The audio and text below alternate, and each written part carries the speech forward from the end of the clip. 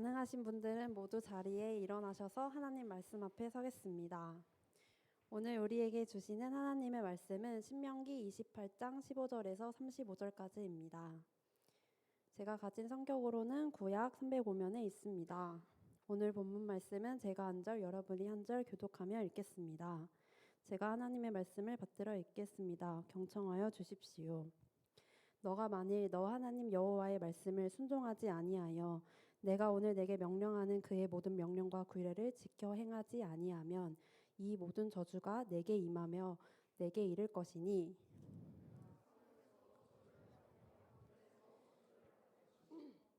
또 내 강주리와 떡 반죽 그릇이 저주를 받을 것이요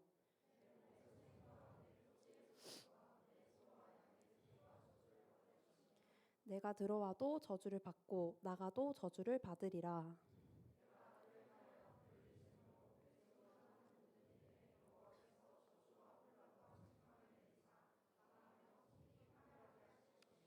여호와께서 내 몸에 연병이 들게 하사 내가 들어가 차지할 땅에서 마침내 너를 멸하실 것이며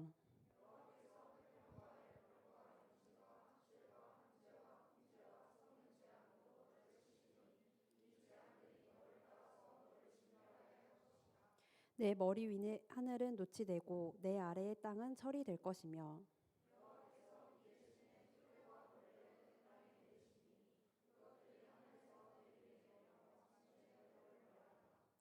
여호와께서 내 적군 앞에서 너를 패하게 하시리니 내가 그들을 치러 한 길로 나가서 그들 앞에서 7길로 도망할 것이며 내가 또 땅의 모든 나라 중에 흩어지고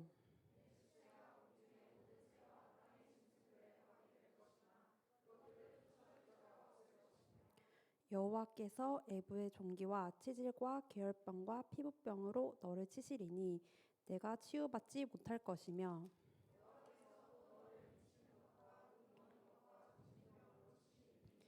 맹인이 어두운 데서 더듬는 것과 같이 내가 백주에도 더듬고 내 길이 형통하지 못하여 항상 압제와 노략을 당할 뿐이리니 너를 구원할 자가 없을 것이며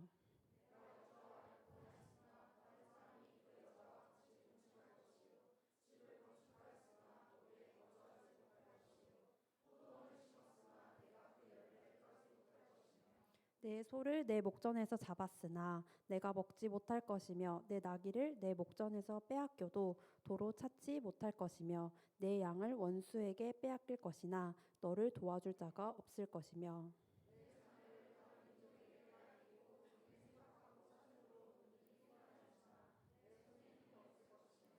내 토지 소산과 내 수고로 얻은 것을 내가 알지 못하는 민족이 먹겠고 너는 항상 압제와 학대를 받을 뿐이리니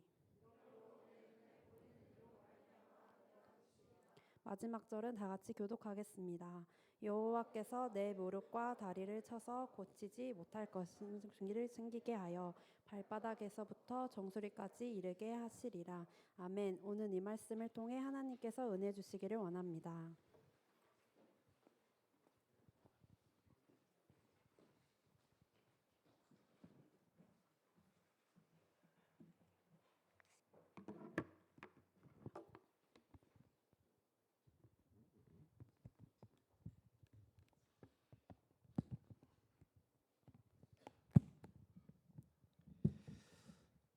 여러분 반갑습니다. 주변에 한번 둘러볼까요? 그 찬양 처음 할 때보다 지금 지체들이 많이 늘어났네요. 불어났네요. 감사드립니다. 그래서 저는 찬양할 때 그래서 우리 청년들이 다 어디 갔나 생각하면서 야 하나님께서 봄을 누리라고 주셨는데 이게 봄에게 청년들 다 뺏겼구나. 그래서 오늘 이 자리에 오신 분들은 봄을 승리하신 분이구나 저는 마음속으로 그런 생각을 했는데 더 많은 사람이 함께 할 수 있어 감사한 것 같습니다. 여러분 오늘 설교 본문 읽었잖아요. 나눠봅시다. 2명씩 이 말씀을 읽고 어떤 생각을 하게 되는지 생각이 되든 감정이 되든 한번 옆 사람과 한 1분 30초 2분 정도 나누는 시간 갖도록 하겠습니다.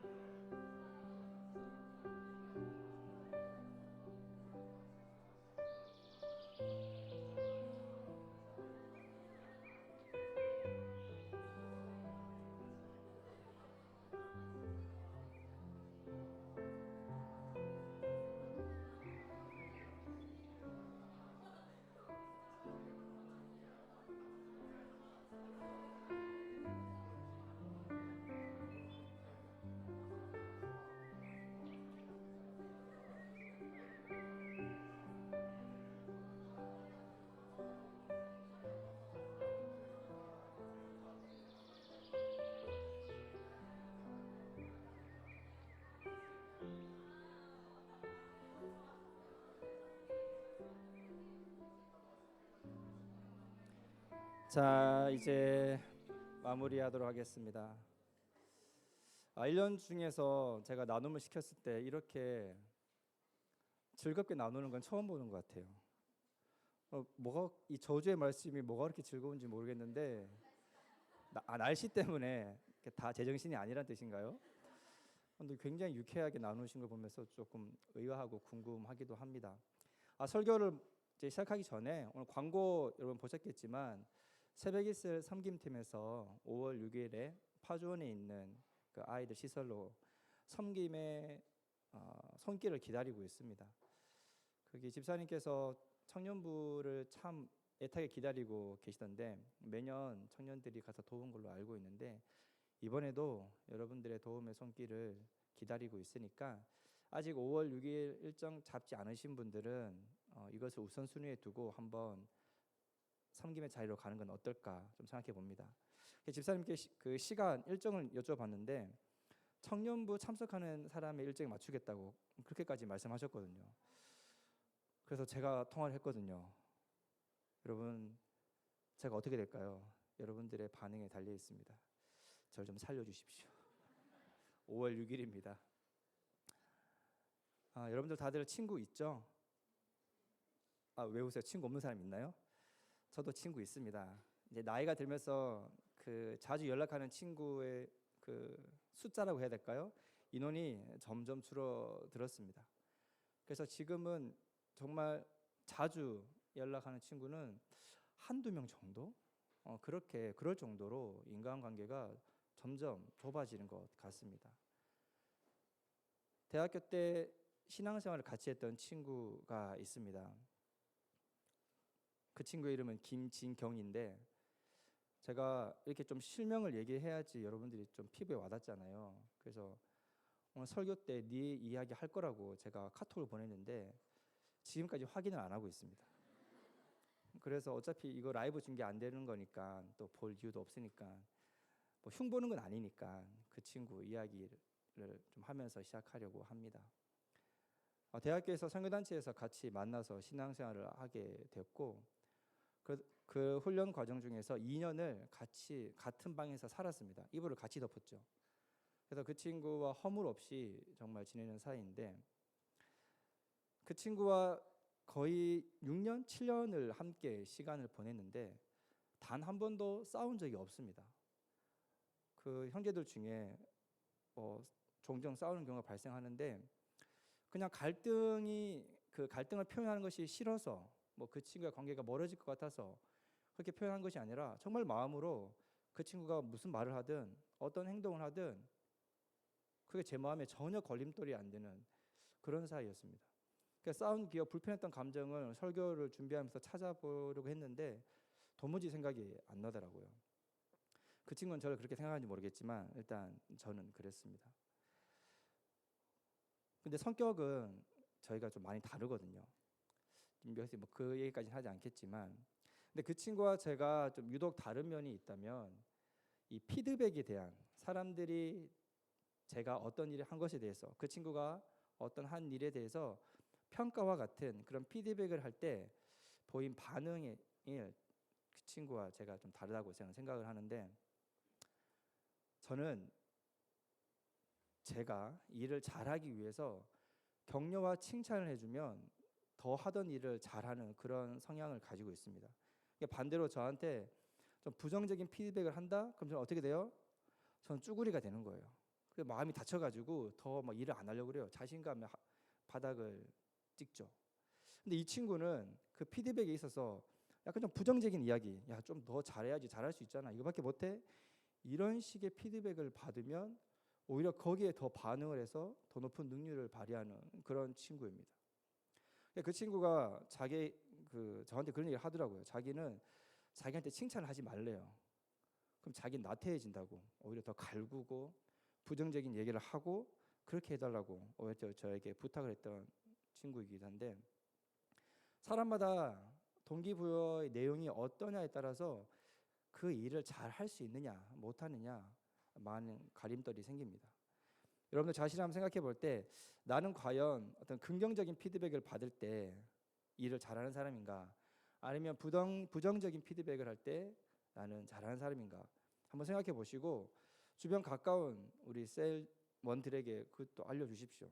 그래서 더 잘하기 위해서 나를 열심히 갈고 달라 이렇게 말씀하시기도 하고, 나에겐 절대 부정적인 말을 하지 말아 달라고 뭐 이렇게 하시든지 자신을 알리는 건 관계에 도움이 될 것 같습니다. 뒤에 정지학 정시장도 계시지만 육아를 하다 보면 이제 고민이 발생을 하죠. 저는 식사 때마다 이제 큰 고민에 빠지고 좌절감을 경험하고 있는데, 식사 시간이 정해져 있습니다. 왜냐하면 9시에 아이들을 재워야 되니까요. 제가 오면 한 7시 정도가 되는데 2시간 사이에 뭐 먹이고 씻기고 뭐 책 읽어주고 설거지하고 뭐 이거 다 해야 되는 겁니다. 그러다 보니까 이 시간 안에 아이들이 이 식사를 다 마무리할 수 있도록 제가 여러 가지 방법을 씁니다. 여기 친구 얘기했던 것처럼 협박을 하죠. 이거 시간 안에 다 먹지 않으면, 못 먹으면 뭐 그 이후에 간식이 없다, TV 보는 시간이 줄어든다 등등 시작을 해서 시간을 지키지 않으므로 그들이 경험하게 될 부정적인 미래에 대해서, 그 현실에 대해서 이야기를 합니다.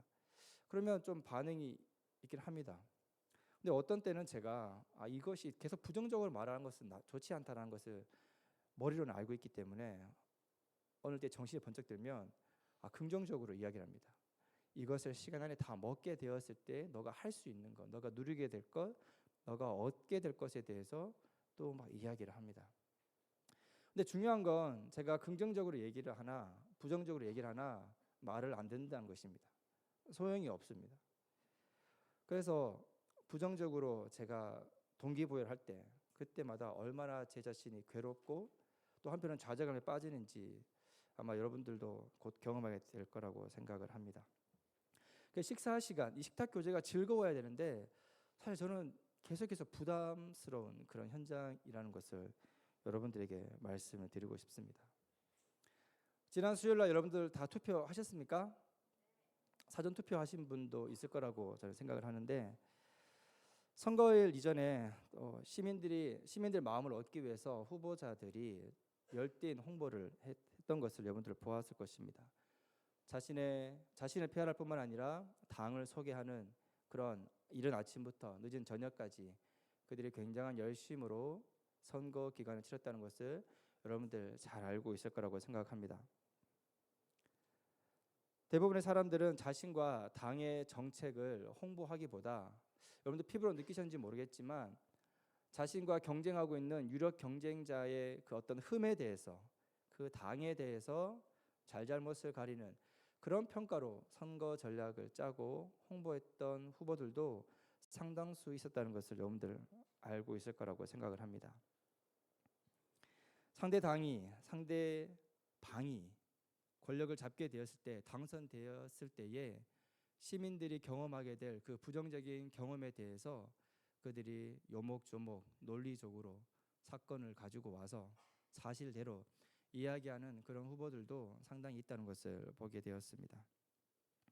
제가 식탁에서 아이들에게 부정적으로 시간 안에 밥을 먹지 않게 됐을 때 부정적인 경험을 하게 될 것을 말하는 것처럼, 후보자들도 동일하게 자신을 찍지 않았을 때, 또 상대방을 찍게 되었을 때에 시민들이 앞으로 경험하게 될, 혹은 경험하지 못하게 될 그런 정책에 대해서 그들이 열을 올리며 홍보했다는 것입니다.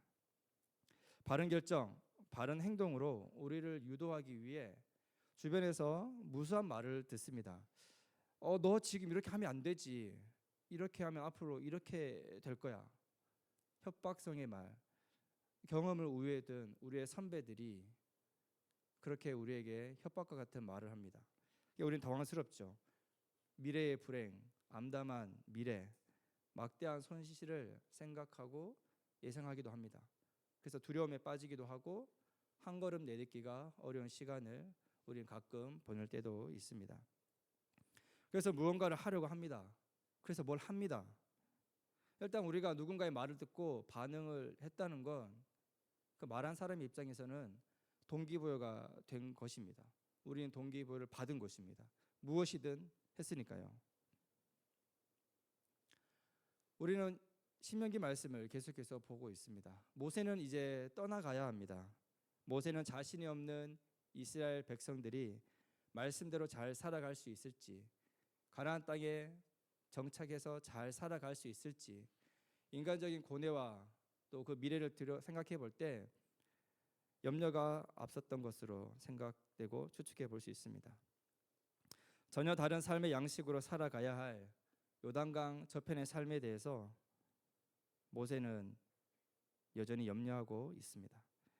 어떻게 해서든지 이스라엘 백성들이 하나님의 말씀을 경청하고 그 말씀대로 살아갈 수 있도록 모세는 자기가 죽기 전까지 어떻게든 무엇이든 해보려고 한 그런 노력들이 신명기 말씀을 통해 계속해서 그려지고 있습니다.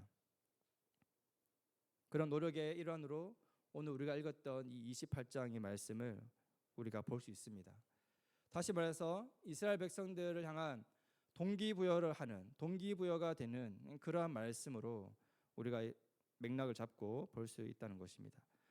신명기 28장은 복과 저주에 대한 내용을 기록하고 있습니다. 27장 중반부터 기록된 이 말씀은 저주와 축복, 저주 이런 순서로 말씀을 기록하고 있습니다. 물론 무조건적인 저주와 무조건적인 축복에 대해서 이야기하고 있지 않습니다. 축복이 되든 저주가 되든 철저하게 이스라엘 백성의 어떤 행동이 있을 때, 그 입력값이 있을 때 출력되는 것이 축복 아니면 저주라고 모세는 말하고 있습니다. 고대 근동의 조약들, 특별히 BC 2000년대 조약들에서 흔히 저주 목록과 축복 목록이 더 훨씬 길었다고 전해지고 있습니다. 신명기 28장과 같은 본문의 이러한 내용은 고대 근동의 국제 조약 문서에 첨가된 전형적인 저주와 축복의 문서로 학자들은 보고 있습니다. 특히 그 국제 조약 문서에서는 고대 근동의 국제 관계를 규정하는 종주 혹은 봉신 간의 계약 문서라는 것입니다. 쉽게 말해서 오늘 우리들의 표현으로 갑과 을의 관계를 드러내는 문서라는 것입니다. 하나님이 갑이고 이스라엘 백성이 을이라는 것입니다. 우선 순종의 대가로 얻어지는 것은 크게 세 가지로 볼 수 있습니다. 경제적인 번영, 또 대적으로부터의 승리, 세상으로부터의 존귀한 명예 또는 지위로 볼 수 있습니다. 14절에 거쳐서 이 축복에 대해서 언급하고 있습니다. 사실 성읍에서도 복을 받고 들에서도 복을 받을 것이라는 말씀을 통해서 삶에 총체적으로 임하는 그 하나님의 복을 설명하고 있습니다. 그것을 약속하고 있습니다. 일일이 다 거론하며 셀 수 없는 그 복을 다 기록할 수 없으니까 그냥 이렇게 표현합니다. 성읍에서도 복을 받고 들에서도 복을 받을 것이다. 이렇게 표현해 볼 수 있겠습니다. 복의 가두리 양식에 갇혔다. 빠져나갈 수 없다는 것입니다. 복을 받고 싶지 않아도, 복을 아무리 피하고 싶어도 내 삶의 도처에 임하고 있는 그 하나님의 복을 막을 방법이 없고 피할 데가 없다는 것입니다. 하나님의 말씀에 순종했을 때에 그렇게 무지막지하게 우리 삶 가운데 임하는 하나님의 축복이 있다고 모세가 이야기하고 있습니다. 마찬가지로 불순종에 따른 저주의 내용도 기록되고 있습니다. 축복은 14절에 그쳤는데 저주는 54절의 내용으로 삶의 전 영역에 있어 아주 빈틈없이 임하는 내용으로 기록되고 있습니다. 그런데 동일한 영역에 다른 내용으로 다른 성질로 이 저주가 임하고 있습니다. 역병, 좌절과 허무로 끝나는 인간적인 계획들과 시도들, 자연 재난, 여러 나라로부터의 식민 포로의 삶을 말하고 있습니다. 악성 종기가 발바닥부터 정수리, 머리 꼭대기까지 생길 것이라고 말합니다. 욥이 처한 그 삶의 문제를 표현할 때 성경에 기록하고 있었던 표현은 발바닥에서 정수리까지 종기가 나게 되었다. 이렇게 기록하고 있습니다.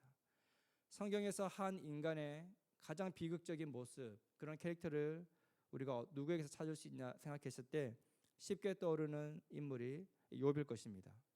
한 개인이 받을 수 있는 총체적인 저주스러운 삶, 그 삶이 욥으로 대변되고 있습니다. 근데 그 한 개인의 저주가 민족 전체, 공동체 전체에 임한다고 오늘 신명기에서 그렇게 말하고 있다는 것입니다. 심지어 오늘 읽지 않았지만 53절에서 57절까지는 이스라엘이 원수에 의해 포위를 당하게 될 때 그들의 자녀를 인육으로 먹을 것이라는 그러한 저주스러운 예언도 기록되고 있습니다. 실제로 엘리사 선지자가 활동하던 시대에 북이스라엘이 아람 왕 베나닷에 의해서 사마리아 성이 포위당했을 때, 오랜 시간 포위로 인해서 식량난 그 문제가 발생했을 때 실제로 자신들의 자녀를 인육으로 먹었던 기록이 기록되고 있습니다. 이것은 북이스라엘의 기록이지만 남유다에서 마찬가지입니다. 예루살렘이 바벨론에 포위당하여 멸망할 때 어미가 자기 자녀를 잡아먹는 비참한 일이 일어났다고 예레미야 애가서에서 기록하고 있습니다. 남유다 북이스라엘 역사 속에 실제 일어난 일이었습니다. 이처럼 하나님의 언약의 말씀을 지키지 않고 불순종하여 하나님을 배역하는 삶을 일삼는 자에게는 도저히 상상할 수 없는 끔찍한 저주일지라도 반드시 그의 삶에 상응하게 일어난다고 성취된다고 성경은 기록하고 있습니다. 모세를 통해 현장에서 듣는 이 광야 세대는 엄중한 경고의 메시지이겠지만 기록된 문서로 정리되고 전해진 북이스라엘과 남유다 백성에게는 아람과 바벨론에 의해 실제 경험된 저주의 사건이었습니다. 그래서 오늘 이 말씀을 통해 오늘 우리가 포로의 삶을 살아가는 이 피폐한 삶의 현장의 원인은 무엇인지 신명기 말씀을 통해서 그 단서를 찾아갈 수 있었다는 것입니다. 그건 간단합니다. 그렇게 살라고 했는데 그렇게 살지 않은 것입니다. 예스와 OR, 노의 문제에서 노를 택한 것입니다. 말씀 그대로 전체 긍정이지 않는 이상 부분 순종은 절대 부정과 같은 것입니다. 우리의 행동 준수에 있어서 중간지대는 없습니다. 신명기 28장은 순종이든 불순종이든 그 행위 결과에 따른 삶에 주어지는 복과 저주의 내용을 다루고 있다고 말씀드리고 있습니다. 오늘 우리가 읽은 본문은 저주에 해당하는 내용의 일부분을 읽었습니다. 아마 오늘 본문을 다 함께 읽고 나서 아멘이라고 화답한 지체가 얼마나 있을까 묻고 싶습니다. 저주의 내용에 아멘으로 답한 사람이 있을지 모르겠습니다. 아멘의 뜻은 진실로, 참으로 그런 뜻을 가지고 있습니다. 그러니까 저주의 내용에 참으로 진실로 그것이 제 삶 가운데 임하기를 기원합니다. 바랍니다. 그런 뜻을 가지고 있다는 것입니다. 누가 이 저주에 쉽게 아멘으로 화답할 수 있겠습니까? 27장 11절에서부터 기록된 내용에는 에발산에서 선포될 저주에 대해서 기록하고 있습니다. 또 모세는 요단강을 건넌 후에 6개 지파는 축복하기 위해 그리심산에 또 6개 지파는 에발산에 오를 것을 말하고 있습니다. 그리고 레위 지파가 저주받을 상황과 그 대상을 말할 때 모세는 아멘으로 응답할 것을 명령하고 있습니다. 27장 26절의 말씀을 보면 이 율법 가운데 하나라도 실행하지 않는 자는 저주를 받는다 하면 모든 백성은 아멘 하십시오. 말씀을 지키지 못한 삶의 결과, 그로 인한 삶의 불행이 찾아올지라도 그것이 하나님의 무자비하심과 무관심에서 비롯된 것이 아니라 오로지 언약 체결자인 본인에게 있다는 것입니다. 율법에 있어 전부 이행이 아닌 일부 이행은 전부 부정으로 받아들여졌습니다. 이 기준을 오늘날 우리에게 적용한다면, 예배드리고 있는 여러분들에게 적용한다면 여러분 어떻게 되겠습니까? 선거 얘기를 조금 더 해보겠습니다. 지난 수요일은 22대 국회의원 선거가 있었습니다. 정치에 얼마나 관심을 가지고 계시는지 모르겠지만 투표율만 봐서는 32년 만에 최대 투표율이었다고 합니다. 67%를 기록을 했습니다. 당선자마다 스토리가 있어 흥미있는 선거이기도 했습니다. 저에게 흥미로웠던 것은 비례대표 국회의원 선거에 총 38개 비례정당이 등록했다는 것입니다. 처음 보고 듣는 당이 정말 많았습니다. 마지막 당 저 40번 여러분 보이십니까? 히시태그 국민정책당이었습니다. 저는 이번 선거 때 저걸 처음 알았는데 하지만 검색하진 않았습니다. 거기까지 궁금하진 않았습니다. 아무튼 무슨 당일까, 뭐 하고자 할까, 뭐 그런 생각들. 당연히 그냥 비례대표 제가 찍으려고 했던 거 바로 찍으려고 했는데 너무 길어서 보니까 40분까지 있는 거예요. 예. 그래서 저 길이가 나오죠. 51.7cm였다고 합니다. 역대 최장의 길이였습니다. 21대 총선에서는 35개 정당이었고 48.1cm의 비례 투표용지였다고 하는데 그 기록을 또 넘어섰습니다. 정치인들이 늘 하는 말이지만 실제 정치에서 잘 이루어지지 않는 것이 있습니다. 바로 대화와 타협이라는 것입니다.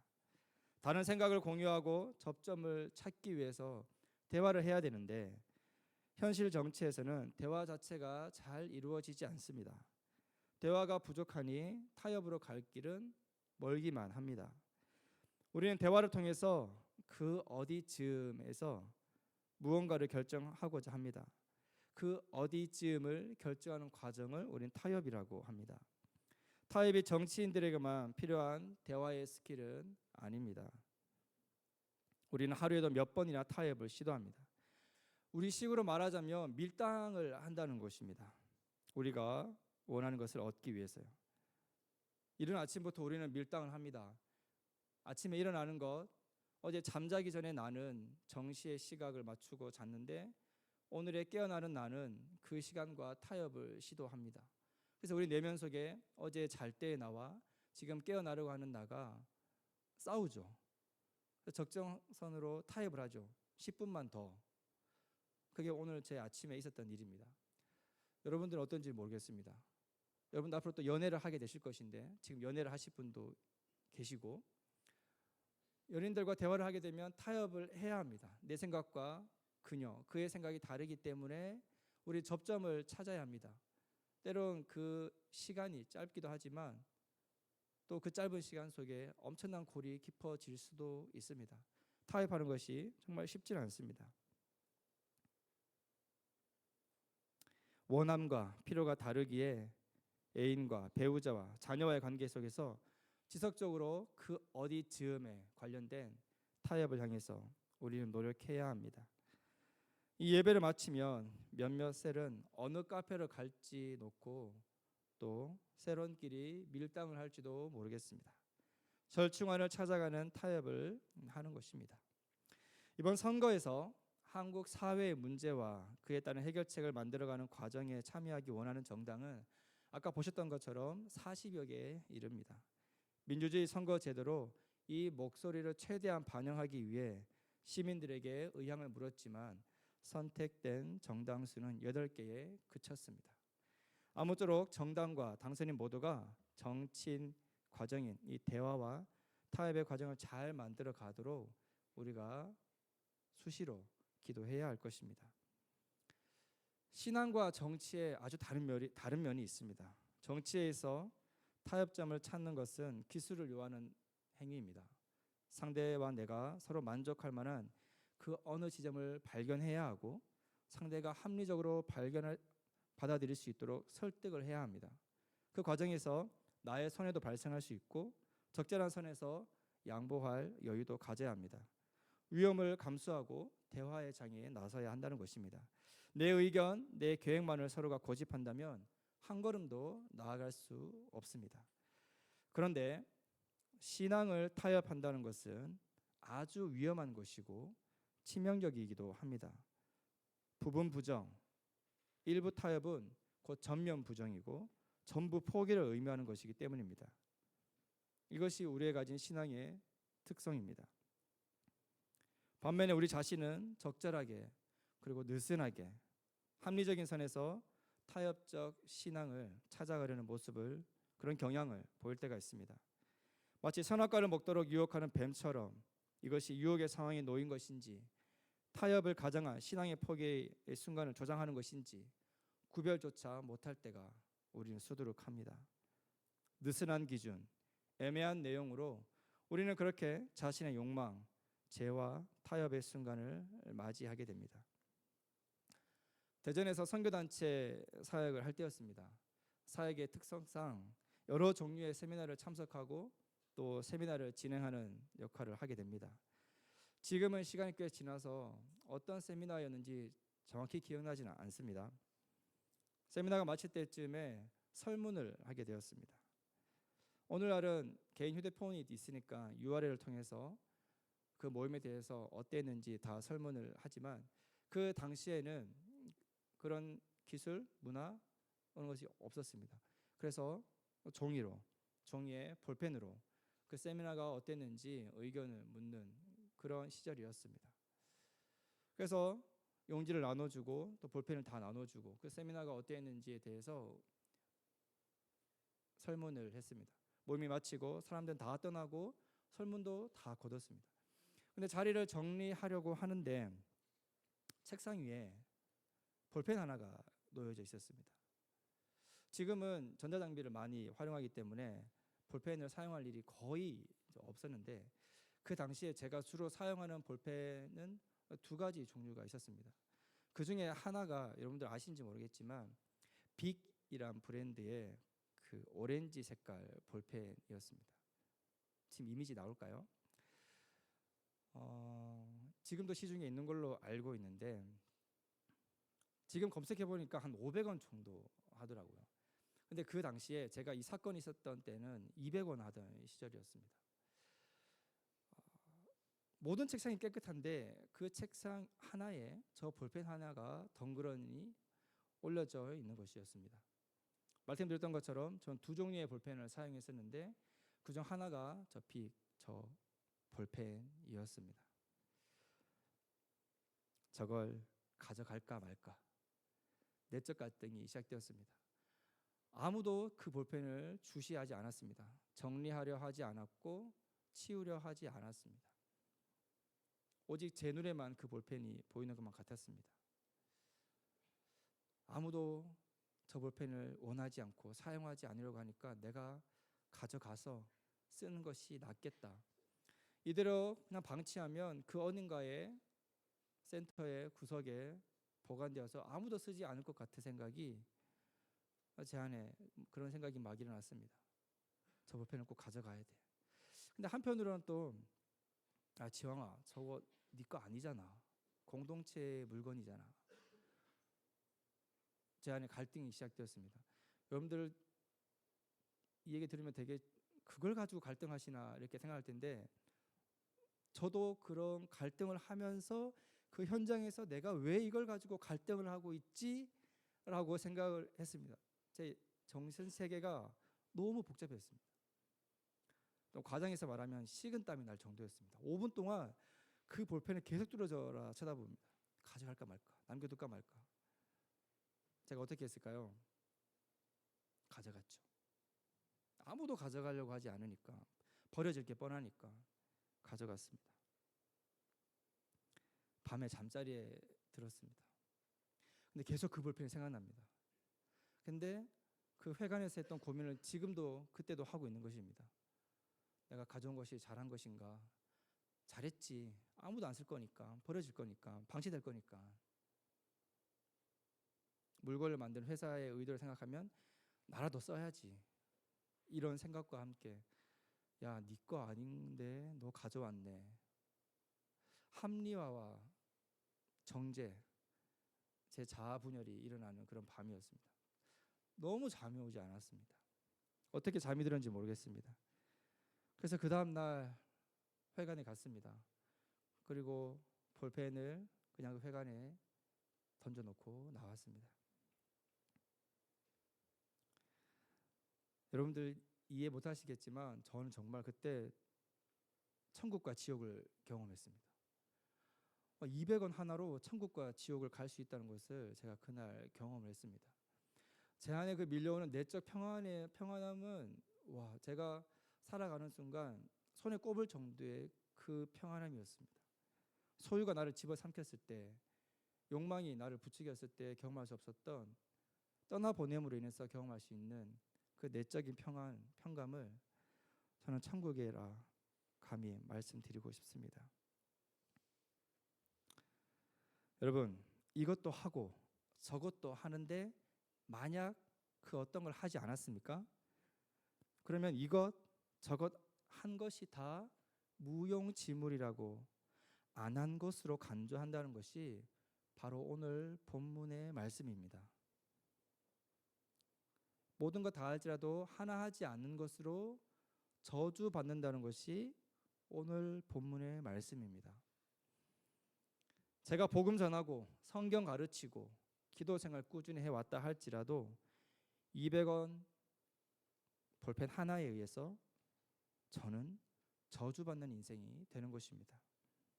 그게 오늘의 말씀의 내용입니다. 신명기 27장 16절의 말씀은 아버지와 어머니를 업신여기는 자는 저주를 받는다 하면 모든 백성은 아멘 하십시오. 이렇게 얘기하고 있습니다. 여기서 업신여긴다의 원어적 의미가 가볍게 다루다, 명예를 손상시키다라는 그런 뜻을 가지고 있습니다. 우리가 사춘기를 지나면서 부모님과 많은 갈등을 겪게 되는데 또 이 자리에는 사춘기를 원만하게 지나서 부모님과 큰 갈등 없이 지내온 분들도 있을 거라고 생각을 합니다. 저는 전자의 케이스인데 사춘기를 보내면서 특별히 어머님께 얼마나 많이 대들고 또 예의 없게 어머님의 말씀에 반응했는지 이루어 말할 수 없었던 것 같습니다.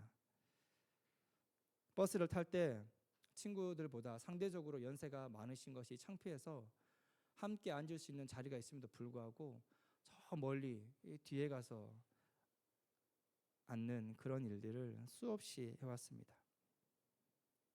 이 자리에 서 있는 저는 저주를 받아도 한참 저주를 받아야 될 죄인이라 할 수 있겠습니다. 27장 26절에 이 율법 가운데 하나라도 실행하지 않는 자는 저주를 받는다 하면 모든 백성은 아멘 하십시오. 모세를 통해 현장에서 귀로 이 말씀을 들은 세대 그리고 시간이 흘러 신명기의 저주가 현실로 경험되고 있는 패망의 길로 접어든 북이스라엘과 남유다의 백성을 뒤로하고 오늘 우리에게 주시는 이 말씀은 어떤 메시지로 우리가 받아들일 수 있어야 하겠습니까? 우리는 여전히 율법을 다 지킬 수 없는 존재, 율법의 요구를 완전히 다 이행할 수 없는 존재로 율법의 가두리 양식에 갇힌 그런 인생입니다. 그런 존재입니다. 율법을 다 지킴으로 축복을 받겠다고 그럴 자신이 있다고 이 자리에서 감히 말할 사람이 있겠습니까? 출구 없는 시간 여행자로 우리는 가두리 양식에 갇힌 물고기처럼 그렇게 살아가는 것입니다. 법도 잘 지키고 다른 사람에게 피해도 주지 않고 오늘 이 만연한 꽃이 핀 이 봄에 예배 자리를 지킨 것으로 나는 떳떳하다. 나는 모든 율법을 다 지킨 완벽한 사람이라고 여러분 자신 있게 누구 하나 말할 수 있는 사람이 있겠습니까? 율법에는 타협이 없습니다. 그럴 가능성이 존재하지 않습니다. 저는 200원으로 인생이 끝났던 사람입니다. 갈라디아서 3장 10절의 말씀을 보면 무릇 율법 행위에 속한 자들은 저주 아래에 있나니 기록된 바 누구든지 율법책에 기록된 대로 모든 일을 항상 행하지 아니하는 자는 저주 아래에 있는 자라 하였습니다. 모든 일을 항상 행하지 아니하는 자는 저주 아래에 있다고 이렇게 이야기하고 있습니다. 바울이 이야기했습니다. 율법에 기록된 대로 모든 일을 항상 행하는 그 사람만이 축복을 받겠지만 그렇지 않다면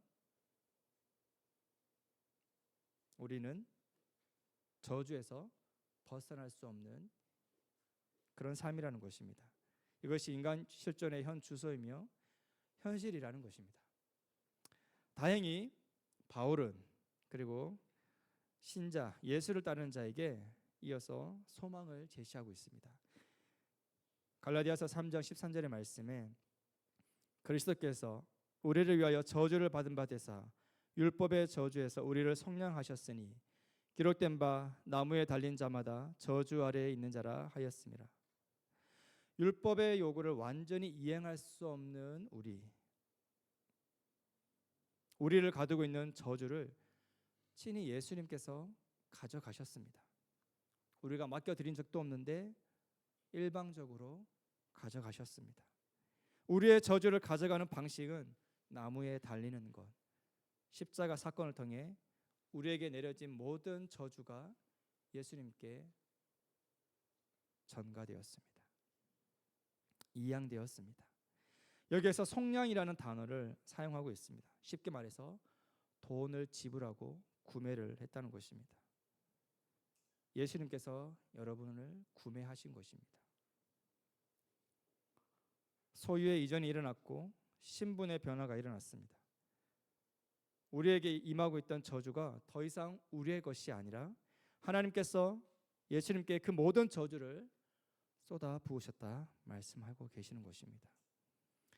28장의 기록은 고대 근동의 종주와 봉신의 관계, 국제 관계를 규명하는 문서라고 그것을 기반으로 하고 있다고 말씀을 드렸습니다. 갑과 을의 관계를 기반한 내용이라고 또한 말씀을 드렸습니다. 율법 아래에서 하나님과 우리 사이는 그런 관계였습니다. 종주, 봉신, 그리고 약속 이행, 불이행에 의한 계약으로 맺어진 그런 관계였다면 우리의 저주를 담고 있는 십자가 아래에서는 하나님과 우리의 사이는 주종의 관계를 뛰어넘었습니다. 더 이상 갑과 을의 관계에 놓이지 않게 되었습니다. 더 깊어지는 관계로 나아갑니다. 요한복음은 그래서 이렇게 이야기합니다. 자기 땅에 오매 자기 백성이 영접하지 아니하였으나 영접하는 자 곧 그 이름을 믿는 자들에게는 하나님의 자녀가 되는 권세를 주셨으니 이렇게 말하고 있습니다. 종주와 봉신의 관계, 약속에 근거한 계약의 관계에서 생명의 관계로 변화가 일어났습니다. 말씀처럼 우리는 자녀된 신분, 자녀의 권세를 가지게 되었습니다.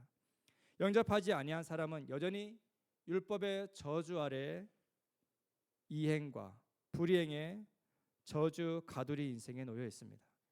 예수 그리스도가 그 삶에 없는 인생 자체가 저주의 삶 모델 하우스라면 우리가 말하는 지옥이라는 것이 그 실체가 되는 것입니다. 반대로 예수 그리스도와 함께하는 오늘 우리의 이 삶이 천국 그리고 새하늘과 새 땅의 모델 하우스와 같은 것을 의미한다고 볼 수 있습니다. 그 기준에 이르려고 그 계약의 당사자를 만족해 하려고 노력하지만 우리는 그럴 필요가 없어진 것입니다. 우리는 또 다른 법, 생명의 성령의 법에 놓이게 된다는 성경에 기록된 말씀이 있습니다.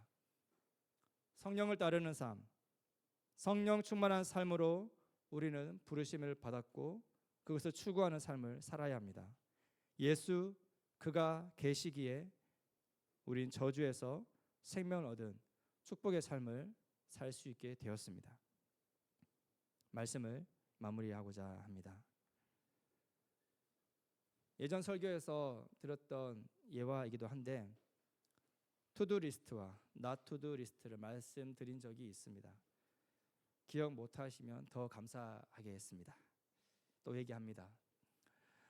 소중한 인생, 돌아오지 않을 시간을, 기회를 잘 쓰기 위해서 우리 지금 누군가는 해야 할 일, 투두 리스트를 작성하며 인생을 열심히 사는 지체가 있을 걸로 알고 있습니다. 그래서 하루의 삶 가운데 나의 가치, 역할, 소망을 달성하기 위해 치열하게 1분 1초를 다투어 살아가는 지체가 있을 걸로 알고 있습니다. 반면에 어떤 사람은 하지 말아야 할 일, not to do 리스트를 작성해서 자신을 지켜가는 사람이 있습니다. 투두 리스트를 작성하는 그 추구하는 삶은 해야 할 일을 다 하고 나서 남은 시간에서 방종에 빠질 위험에 처하게 됩니다. 이미 내가 목표한 것, 내가 의도한 것, 그것을 다 달성했기 때문에 그 나머지의 것은 내가 임의로 그 순간 하고 싶은 것으로 채워갈 가능성이 훨씬 더 많다는 것입니다. 그런데 not to do 리스트를 작성해서 사용한 사람은 그 가능성이 훨씬 더 줄어들게 된다는 것입니다. 부정적인 생각, 행동을 의도해서 제어하지 않는다면 우리가 애지중지 달성한 투두 리스트의 항목이 빛을 보지 못할 것입니다. 하지 말아야 할 것에 대해서 우리가 집중해야 할 이유가 바로 여기에 있습니다. 당신들은 성읍에서도 복을 받고 들에서도 복을 받을 것입니다. 당신들은 성읍에서도 저주를 받고 들에서도 저주를 받을 것입니다. 총체적인 복과 입체적인 저주에 대해서 생각해보는 신명기 28장의 말씀입니다. 여러분은 어떤 선택을 하시겠습니까? 그런데 여러분, 예수가 짊어진 십자가 아래 우리의 모든 저주가 놓여 있다면 더 이상 우리 삶의 비참한 현실, 참담한 문제, 절망의 순간은 경험하지 않아야 하지 않겠습니까? 그런데 그렇지 않습니다. 여전히 이것은 우리의 삶의 현실이 되고 있습니다. 여전히 우리는 저주스러운 그런 상황에 놓여 있다는 것을 발견하고 됩니다. 오늘 우리가 예배드리는 이 순간에도 이 오후에 예배드리는데 오전에는 이란은 또 드론을 이용해서 이스라엘을 공격을 시작했다고 속보가 뜨는 것을 보았습니다. 비단 이 두 나라뿐만 아니라 전 세계 그치지 않는 전쟁과 기근과 질병, 이 모든 것을 우리는 어떤 시각으로 어떻게 해석할 수 있겠습니까? 그것이 우리 삶의 실제인데 예수 그리스도가 다 짊어진 저주가 왜 여전히 우리 삶 가운데 현실이 되는 이런 아이러니한 삶을 우리가 살아가야 하겠습니까? 어떻게 이것을 설명할 수 있겠습니까? 저는 할 수 없습니다. 분명 우리가 경험하는 삶의 문제가 저주의 결과가 아니라면 우리는 그것을 무엇이라고 또한 명명해야 하겠습니까? 오늘 우리 삶의 자리, 오늘이라는 삶의 결과에 대해서 이야기할 때 그 원인을 규명하고자 하는 것은 실로 굉장히 어려운 일입니다. 실타리를 푸는 일과 같습니다. 사회 구조의 문제일 수도 있겠고 한 공동체만의 이슈일 수도 있으며 한 지도자의 패착일 수도 있습니다. 무엇보다 나의 빗나간 선택일 수도 있습니다. 이것 외에 또 다른 이슈도 얼마든지 있기에 한 가지 원인으로 삶의 문제를 진단하는 것은 불가능합니다. 어렵습니다. 원인 하나로 규정하여 그것을 제거하거나 수정하거나 혹은 재도전하여 오늘 나의 삶의 자리를 평온하게 지켜가라고 여러분 나름 그 수고의 시간을 보내고 있을지도 모르겠습니다. 누군가는 욥처럼 정말 그냥 나의 어떤 때문에 삶의 문제를 가지는 것이 아니라 하나님의 크신 섭리, 경륜 속에 일어나는 일로서 아마 종말과 부활의 때에 비로소 깨닫게 될지도 모르는 그런 삶의 문제도 있을지도 모르겠습니다. 그럼에도 불구하고 우리가 확인하고 확신할 수 있는 것이 있습니다. 나의 잘못된 선택, 공동체의 그릇된 결정으로 오늘 나의 삶이 또 우리 삶이 이토록 힘겹다면 이 원인만큼은 확실할 수 있다면 그것은 저주의 흔적인 것이 아니라 하나님의 따스한 징계의 손길이라는 것을 알아야 합니다. 계약 관계 속에서의 영원한 저주가 아니라 생명 관계 속에서의 일시적인 징계라는 것입니다. 히브리서 12장 말씀에 이렇게 기록되고 있습니다. 또 여러분은 하나님께서 여러분을 향하여 자녀에게 말하듯이 하신 이 권면을 잊었습니다. 내 아들아, 주님의 징계를 가볍게 여기지 말고 그에게 꾸지람을 들을 때 낙심하지 말아라. 주님께서는 사랑하시는 사람을 징계하시고 받아들이시는 아들마다 채찍질하신다. 징계를 받을 때 참아내십시오. 하나님께서는 자녀에게 대하시듯이 여러분을 대하십니다. 아버지가 징계하지 않는 자녀가 어디에 있겠습니까? 모든 자녀가 받은 징계를 여러분이 받지 않는다고 하면 여러분은 사생 아이지 참 자녀가 아닙니다. 그러니 여러분 인내하시고 교훈에 집착하시고 속히 순종의 자리로 나아가 기쁨의 교제 가운데 여러분의 삶이 회복되기를 소망합니다. 공의의 하나님은 불순종에 대한 대가를 반드시 치르게 하셔야 했습니다. 죄에 대한 타협은 있을 수 없습니다. 그런데 종주와 봉신으로 일방적인 관계를 설정하신 하나님께서 그 대가를 본인이 친히 담당하셨습니다. 부모와 자녀로 또한 일방적으로 관계를 격상하신 하나님의 그 사랑을 오늘 우리는 확인하고 있습니다. 우리에게 영원한 생명을 약속하셨습니다. 하나님의 이런 일방적인 일하심을 우리는 섭리라고 말하기도 하는데, 이것이 우리 삶에 따스한 의지로 작용될 때 우리는 그것을 은혜라고 말합니다.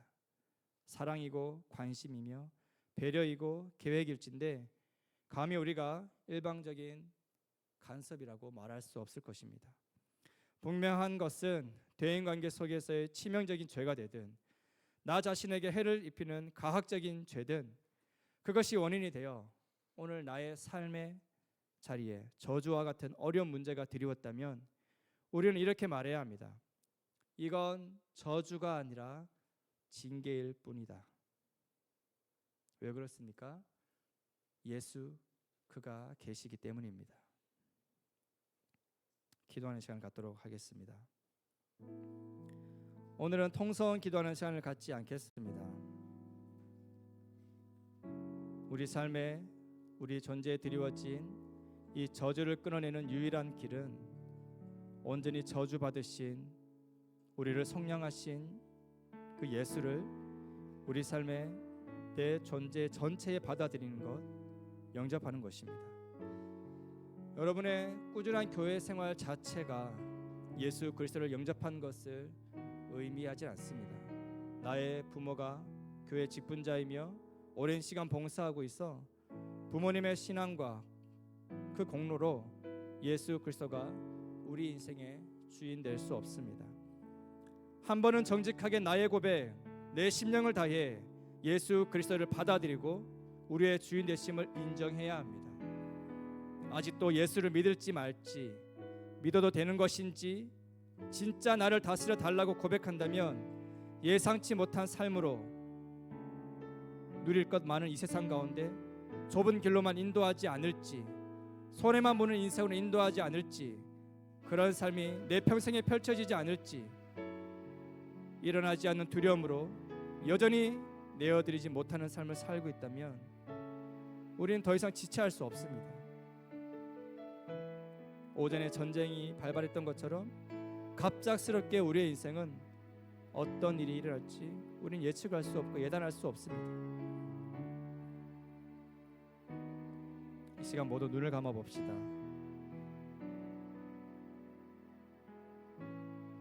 그리고 이 시간 영접 기도를 할 것입니다. 인생에 있어서 단 한 번도 내 의지로 내가 곰곰이 생각해서 마음을 다해서 예수 그리스도를 입술로 시인하여 내 인생의 주인으로 받아들인 그런 경험이 없다면 이 시간 함께 기도합시다. 그리고 이 자리에 오늘 예수 그리스도를 영접하기 원하시는 분이 있다면 눈을 감은 채 조용히 손을 들어 하나님께 우리의 마음을 표해 봅시다. 여전히 예수 그리스도를 영접하지 않는 분, 조용히 손을 들어 하나님, 이제 예수님을 내 인생 가운데 주인으로 받아들이고 싶습니다. 그런 의지를 표해 봅시다. 그리고 이 시간 예수님을 영접하는 기도를 할 때 오늘 우리가 처음으로 예수님을 영접하는 지체를 배려하기 위해서 우리 모두가 한 목소리로 영접 기도를 하도록 하겠습니다. 제가 읽는 영접 기도문의 일부분을 여러분들이 이 시간 입술로 고백하는 시간을 갖도록 하겠습니다. 주 예수님, 나는 주님을 믿고 싶습니다. 십자가에서 죽으심으로 내 죄값을 담당하시니 감사합니다. 지금 나는 내 마음의 문을 열고 예수님을 나의 구주, 나의 하나님으로 영접합니다. 나의 죄를 용서하시고 영생을 주심을 감사합니다. 나를 다스려 주시고 나를 주님이 원하시는 사람으로 만들어 주옵소서. 예수님의 이름으로 기도합니다. 아멘. 예수님을 영접하였다고 해서 지금 이 순간 그 어떤 격정적인 마음에 변화가 없을 수도 있습니다. 있을 수도 있습니다. 그러나 어느 쪽에 계시든 안심하십시오. 성령님은 다양한 방식으로 다른 시간대에 역사하십니다. 중요한 것은 오늘 여러분 한 사람 한 사람이 당신이 예수 그리스도를 곰곰이 생각하고 마음과 뜻과 정성을 다해 내 인생 가운데 주인으로 받아들이기로 결정하고 입술로 시인했다면 지금 이 순간부터 예수 그리스도는 당신 안에 당신이 죽을 그 죽음 이후에도 영원히 함께 하심을 믿으십시오. 제가 기도하겠습니다. 하나님 아버지, 꽃이 활짝 피는 완연한 봄 속에 우리의 신앙도 저주에서 축복받은 그런 삶으로 나아가길 소망합니다. 또 이 자리에 여전히 축복의 길을 축복받는 인생을 살고 있지만 원인을 알 수 없는 해결되었지 않는 삶의 문제로 내 삶을 저주하며 왜 나의 삶이 이토록 저주스러운가 원망하며 하루하루를 보내고 있는 그런 지체가 있다면 하나님 아버지, 그리스도를 영접한 우리 모두가 더 이상 저주 아래 있지 않음을 기억하게 하여 주십시오. 일시적인 사랑의 징계가 오롯이 우리의 삶에 따르고 있음을 기억하며 오히려 기뻐하고 감사하고 감격하는 우리의 공동체가 되게 하여 주옵소서. 오늘 처음으로 예수 그리스도를 나의 구주 나의 하나님으로 영접한 인생의 새로운 출발을 하는 지체를 주님께서 기억하여 주시고 시시때때로 도우시는 성령께서 그의 마음을 주관하여 주시고 어려울 때마다 사람의 손길을 통하여서 도움의 역사가 있기를 기도하고 소망합니다. 넘어질지언정 그곳에 오래 머물지 않게 도와주시며 함께 하시는 성령님 붙들며 다시금 믿음의 경주를 감당해가는 구원받은 자의 삶을 살아가도록 하나님 인도하여 주옵소서. 감사드립니다. 주님, 저주에서 축복으로 우리의 삶을 이양시켜 주신 예수님 감사드립니다. 모든 것 살아계신 예수님의 이름으로 기도드렸습니다. 아멘. 이 시간 자리에서 일어나서 결단의 찬양 함께 하도록 하겠습니다.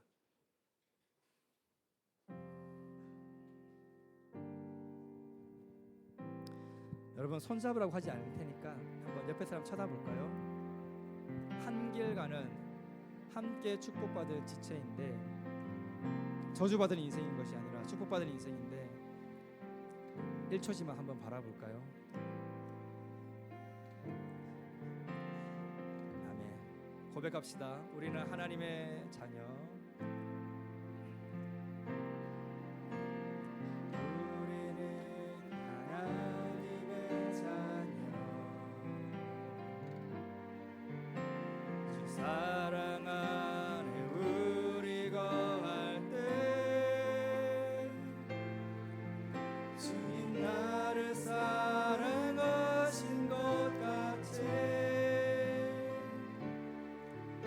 우리도 서로